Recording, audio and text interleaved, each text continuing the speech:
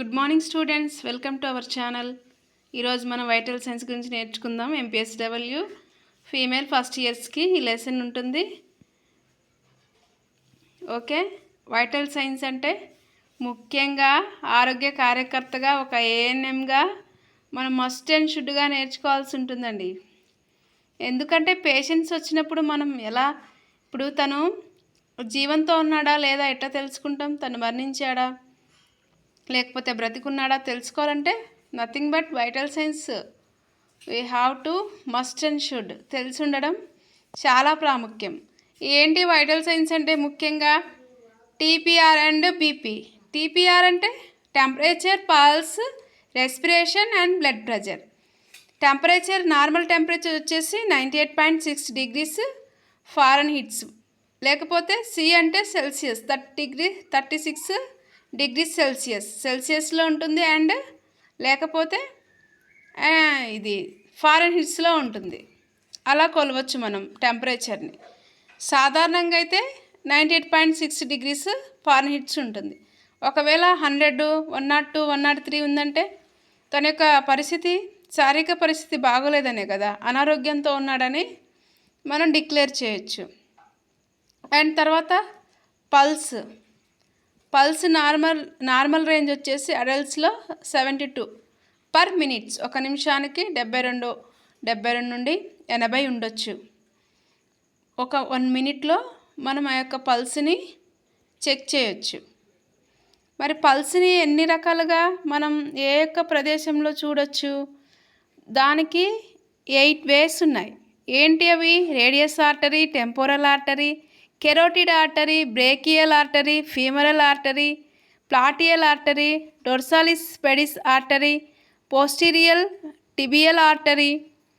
Radius artery మణికట్టు ముందు భాగంలో ఉంటుంది రేడియస్ ఆర్టరీ అంటే. మరి టెంపోరల్ ఆర్టరీ అంటే ఎముకను కప్పి ఉండేది. కెరోటిడ్ ఆర్టరీ అంటే మెడ ప్రక్క భాగాల్లో చూడొచ్చు. బ్రేకియల్ ఆర్టరీ అంటే ముంచేతి పైన మరియు మధ్యలో చూడొచ్చు.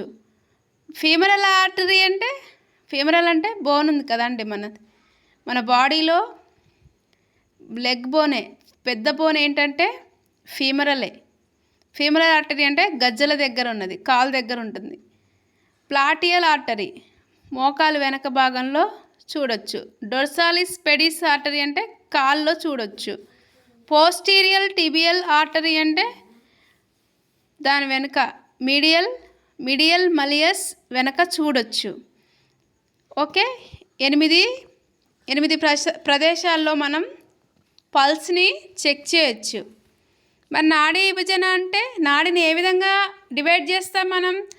నాడిని యాక్చువల్గా విభజన ఏంటంటే rate, rhythm, volume and tension.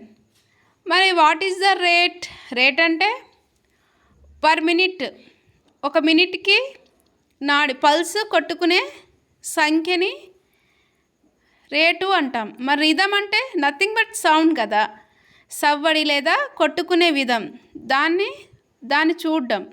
Rhythm అనేది మనం వినడం, దాన్ని కొట్టుకునే విధంగా ఒకేలా ఉండడాన్ని రిథమ్ అంటాం. వాల్యూమ్ అంటే నాళాలు నిండి ఉండడాన్ని వాల్యూమ్ అంటాం. మరి టెన్షన్ అంటే ఒక రకమైన ఒత్తిడి కదండి. మరి టేకీకార్డియా ఉంది, బ్రేడీకార్డియా ఉంది. అక్కడ పల్స్ రేట్ ఎంత ఉంటుందంటే పర్ మినిట్ 100 టేకీకార్డియాకి. బ్రేడీకార్డియాకి నాడీ రేటు పల్స్ రేట్ ఎంత ఉంటుందంటే 1 minute తక్కువ ఉండడానికి 60 ఉంటుంది. ఓకే, పల్స్ గురించి నేర్చుకున్నారు. ఓకే, మరి ఇప్పుడు థర్డ్ వన్ ఏంటి? శ్వాస.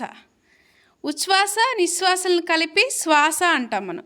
మరి ఉచ్ఛ్వాసని ఏమంటామంటే ఆక్సిజన్ లోపలికి తీసుకోవడాన్ని ఉచ్ఛ్వాస అంటాం. మరి నిశ్వాసన అంటే కార్బన్ డైఆక్సైడ్ని బయటికి వదులుతాం కాబట్టి దాన్ని నిశ్వాస అనొచ్చు. ఇది ఇన్స్పిరేషనల్, ఎక్స్పిరేషన్ మరియు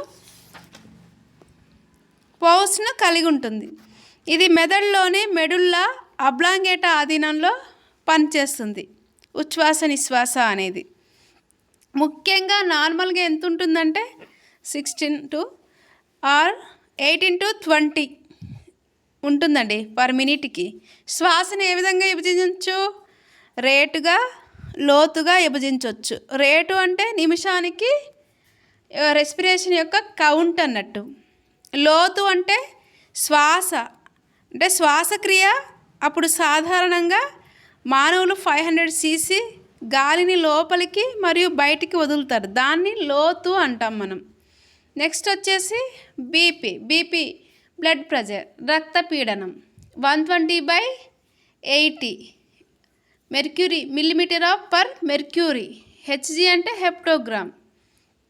ఓకే, ఇది యుక్త వయసులో వచ్చేసరికి 120/80 నార్మల్ బ్లడ్ ప్రెషర్ ఉంటుంది.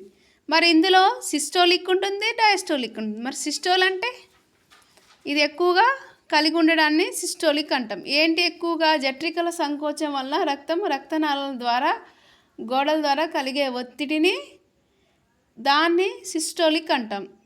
మరి డయాస్టోలిక్ అంటే జఠరికల చల్లడము లేదా వదలడం, అంటే గుండె యొక్క విశ్రాంతి సమయం తీసుకోవడాన్ని డయాస్టోల్ అంటాం. Okay, it's clear. మరి హైపర్ టెన్షన్ అంటే అధికంగా రక్తపీడనం కలిగి ఉండడాన్ని, హై బ్లడ్ ప్రెషర్ని హైపర్ టెన్షన్ అంటాం. హైపోటెన్షన్ అంటే లో బ్లడ్ ప్రెషర్, అంటే తక్కువగా రక్తపీడనాన్ని కలిగి ఉండడాన్ని హైపోటెన్షన్ అంటాం. ఓకే, మీకు అర్థమైంది అనుకుంటున్నాను. మీకు నచ్చితే లైక్ చేయండి, షేర్ చేయండి, సబ్స్క్రైబ్ చేయండి. ఒకవేళ మీకు ఏమైనా క్లాస్ కావాలన్నా కూడా మెసేజ్ చేయండి, కామెంట్ పెట్టండి.